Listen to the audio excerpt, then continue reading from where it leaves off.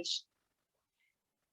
All right, so the physical changes that the mum is going through, her heart is doubled. It is working twice as hard when she's pregnant, and she has twice the amount of blood that heart is having to pump around her body. Her organs getting pushed up to her lungs is making it way harder for her to breathe. So you may know that it's common that they can just climb a few stairs and that they're huffy and puffy already. This helps explain why. It's important for women to understand and be supported by the fitness industry to gain weight when they're pregnant. About 20% body weight is expected. Too much weight gain is not safe, which is why they do the gestational diabetes check. And also being underweight is not safe for the mum and the baby, which is something that the midwife or the lead maternity care, the GP, I think you guys have there, will keep on track of. So us in our position where we are, it's a really good position for us to encourage them and just tell them that they're looking amazing, especially when they say they feel like a beached whale or, I don't know, a dump truck or something. It's like reminding them that it is really good for their body to be able to cope with the changes and the growth that they've got. So the posture changes that a woman goes through is her chest gets bigger and, it's more hunched forward like this. So any exercises to open up the chest to help them breathe better are really good. So if you need any alternatives in class because they can't do XYZ exercise, anything that opens them up is really good. And then also with the growth of the belly here, you can get a lot more arch in the back. So again, anything to keep stacking shoulders over hips is really good. And then also the waddle. So anything that you can do to get them stacked well, which is going to get them walking well, is really good. Carpal tunnel syndrome is very common during pregnancy, and what it is water retention, which causes anything from pins and needles and numbness to a lot of pain in the wrist area here usually, and sometimes it can spread up the arm. So really common. I'm going to teach more on that shortly. Okay, so we've got 3 trimesters. The first trimester is the first 3 months where majority of miscarriages happen. So 60% of pregnancies result in a miscarriage. And it's a time when women are very low in energy. Morning sickness is usually at its worst. They feel awful. And it's really important for clients to stay cool, to not overheat. So if you've got air conditioning in the gym, then that's amazing. Wearing lots of light clothes that they can take off is really good. And again, I mentioned a great alternative with the opening up of the body. Okay, that's fine, Felicity. Then squats are also a really good alternative because the whole positive effect of a squat is very positive for a mum and what she needs functionally during her pregnant life and also postpartum. And there's a huge variety of squats. Moving through to the second trimester, the 3 to 6 months, the new mum has an increase in energy. So the second trimester is the most energized she's going to feel. And she's usually starting to show by her second trimester.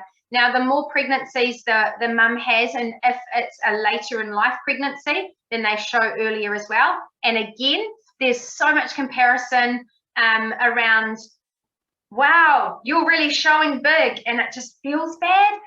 Or, wow, look how big you are. Hope you're not having, are you having twins? Like any of that feels stink on a mum, which then carries on to the kids. And wow, was the kid not talking yet? So any of that is discouraged, and it's more, yeah, you're looking amazing. Wow, you're glowing. Not obviously, wow, you didn't get much sleep last night. So just positive, because they're pretty hormonal. So in the second trimester is where it begins that laying on your back for a long period of times should be avoided.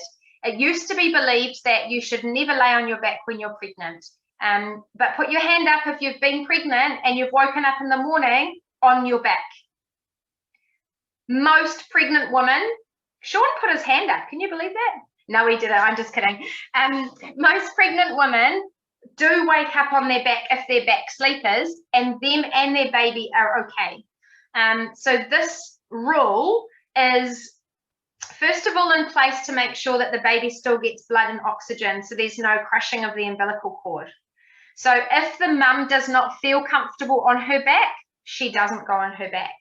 If she feels comfortable on her back, it's okay, just not for long periods of time.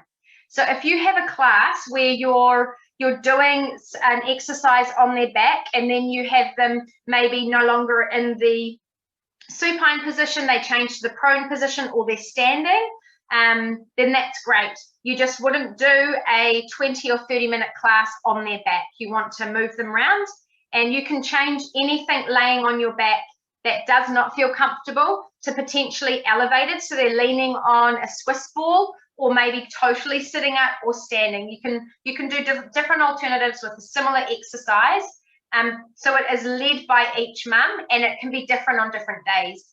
You're going to learn later about how to activate your transverse with your pelvic floor, which takes 2 to 3 minutes. It's only 1 minute today, actually. And some of my pregnant clients, I train lots of pregnant women, some of them do not feel comfortable on their back for a minute. So they do theirs standing, and that's 100% cool. So it's guided by each mum. Third trimester is the last 3 months when the mum gets a lot bigger.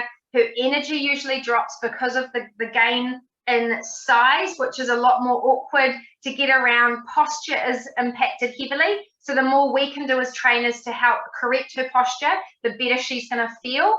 She's less comfortable, less mobile, and so she's going to need more adaptations to make it more doable, to stay active. And as you can imagine, her bladder and pelvic floor are struggling more because they're under a lot more pressure. Okay, we want our mums to stay active, so we just need to understand how to do that and how to do it well and safely. So that is the stages of the pregnancy. Hormone relaxants are real biggie throughout training women.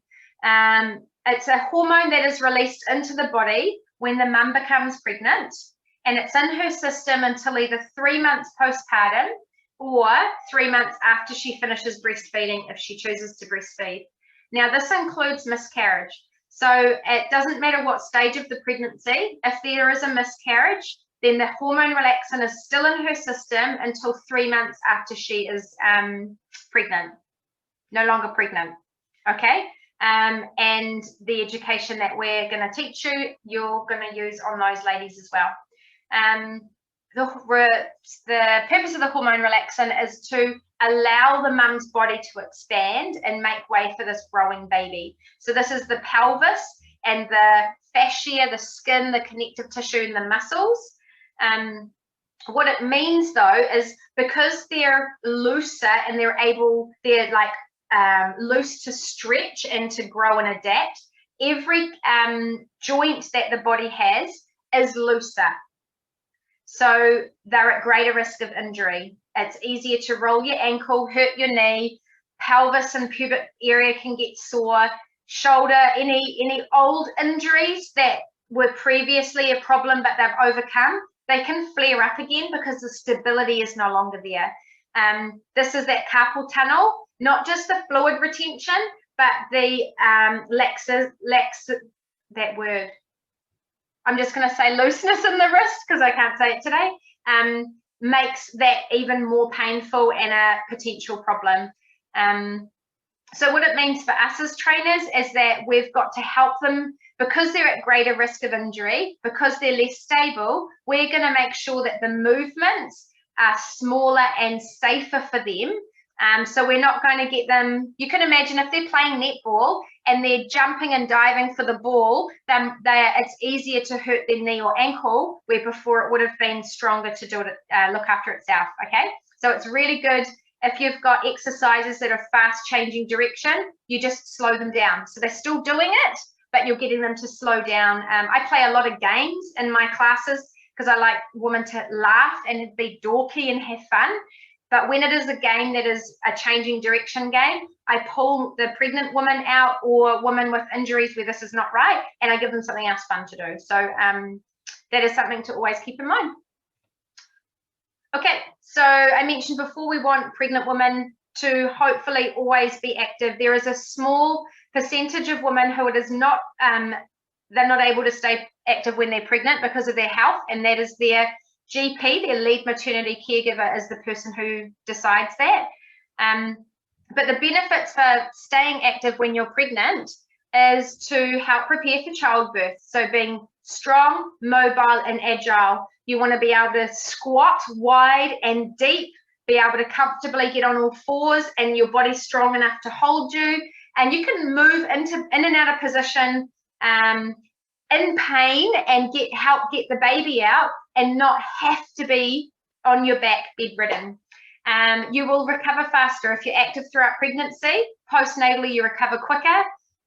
You want to stay active to maintain a good fitness level and strength. So just like any surgery that anyone's got coming up, pretend that the childbirth is either C-section or vaginal, and the better in shape you are beforehand, the quicker your recovery is afterwards. Exercise is great for stress relief, for mental health, both for prenatal and postnatal depression. So having depression through pregnancy is a thing, just as much as postpartum pregnancy as well. And exercise, as you girls will know, is really, really good for our mental health. And it also increases our self-esteem throughout the physical changes and the hormonal ups and downs I mentioned. It can be very, very challenging, especially for fit, athletic women who have always been active and had a certain figure. And then you are pregnant and you stay active and you just get bigger and bigger and bigger. Normally when you're active, your body stays in shape and is strong, right? And then you're pregnant and you keep growing, and it's beautiful for us in the position that we're in to encourage them through that. You're growing for your baby, and just encouraging and supporting them through that with how awesome they're looking, and not them feeling like they're having to compare themselves with social media and that they should just have a basketball, which is a small population, have just a basketball baby. Okay. So it would be amazing if, as a team, you could set up a new system for getting receiving women who say, I'm now pregnant. Okay, so I'm looking here, so take lots of notes at what you could potentially start, and maybe the reception girls are really good at admin, so you might be the best at this. So what you start with first is having a policy where your clients tell you, or your members tell you, when they become pregnant. So it's common in the first trimester for a pregnant woman to only tell maybe her partner. Often nowadays, you don't even tell their mum and dad until they're in the second trimester. But the gym wants to be part of their safe bubble of people who know privately that they're pregnant, because you need to understand they're pregnant to give them adaptions and help train them and the baby safely. So a new policy that you now know as soon as they are pregnant, you're part of that group. And it also means 60% of miscarriages, you're going to have many women then let you know they've lost their baby, and you're in a position to support them. Remind them of the hormone relaxant, that we've still got to help protect them from the loose ligaments, and comfort and support them. They're going to come back angry and frustrated, so they're going to maybe train a lot more, which they can do, but just keeping them doing that safely and effectively to burn off some steam and feel more positive. So it's a really good position for you to support the girls through. Then she also needs to be cleared by her LMC or her GP to continue to exercise with you. So you don't want to take someone who is pregnant, who has never exercised or has a very low level of exercise, to then, for example, join a MetaFit class. Her heart's already working twice as hard as it was before. And I mean, any new client who starts a tough workout is working hard, right? Like they are maxed out. You give that to someone whose heart is already working twice as hard, her heart rate's going to get too high, which is not safe for her and her baby. So she needs to be a pre-existing client. her GP has cleared her to be training with you, and then you've got a special pregnancy pre-screen for her. Okay, we're going to look into this a little bit, but the pre-screen is to look at her her pregnancy history. You want to understand how she's feeling in this current pregnancy by looking at what her previous ones were. Did she have prem babies? Did she have a lot of early cramping? Did she have a lot of bleeding? Did she have many miscarriages? You want to know about previous miscarriages so that you can set up her current pregnancy exercise to be the best that both of you can, to know that you had nothing to do with a potential future miscarriage. You're going to learn soon that moderate, low impact exercise will not cause a miscarriage. So you need to feel confident in yourself that if your client has had a miscarriage and comes back to tell you, there is no guilt or fear that you've potentially given her something, you know, prescribed her exercise that could have caused that. And likewise, that mum needs to feel she didn't do exercise that could have caused that miscarriage.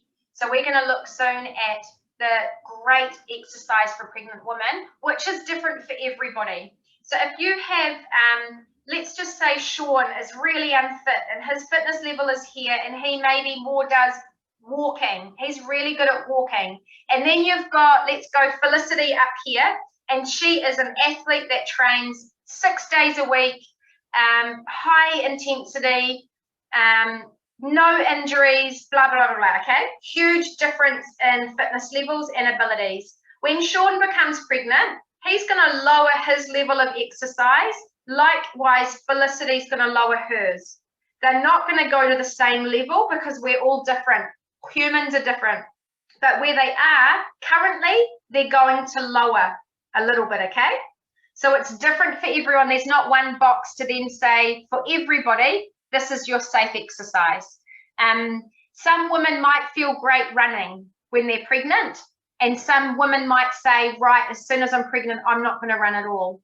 I've got very, very fit women who train with me, and then I've got medium fit and then not super fit, and they're happy with where they're at. And I've got really fit ladies who say, I don't like to run when I'm pregnant. And then I've got medium ladies who are like, I feel fine still running. So there is no like, you're fitter so you can keep running. It literally, just like the laying on the back thing, if it doesn't feel right, don't do it. You do you with what feels good for you. And then you're all going to feel good about the exercise that they're doing through education.